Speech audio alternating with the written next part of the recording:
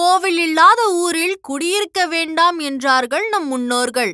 ஏனென்றால் எப்போதுமே இறைவனுடைய எண்ணத்தை நாம் நினைத்து கொண்டே இருந்தால் நம்முடைய மன அழுக்குகள் விலகி நிரந்தர ஜோதி நம்முடைய உள்ளத்தில் சுடர்விட்டு எரியும் என்பதுதான் நிதர்சனமான உண்மை.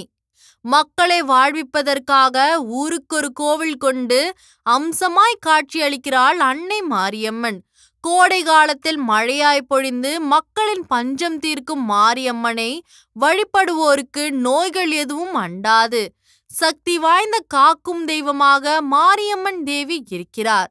பொதுவாக மக்கள் தங்களுக்கு ஏற்பட்டிருக்கும் அம்மை நோய்கள் மற்றும் உடல்நல பாதிப்புகள் நீங்கவே மாரியம்மனை வழிபடுகின்றனர். எனினும் மாரியம்மனை வழிபடும் பக்தர்களுக்கு துஷ்ட சக்திகளால் ஏற்படும் பாதிப்புகள் மற்றும் பண நஷ்டம் நீங்குகிறது.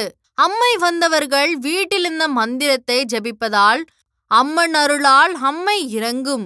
தீராத நோயுடையவர்கள் தினம்தோறும் இந்த மந்திரத்தை 108 முறை ஜபித்த பின் வேம்பினை உண்டு வருவதால் வரும் நோயின் வீரியம் குறையும்.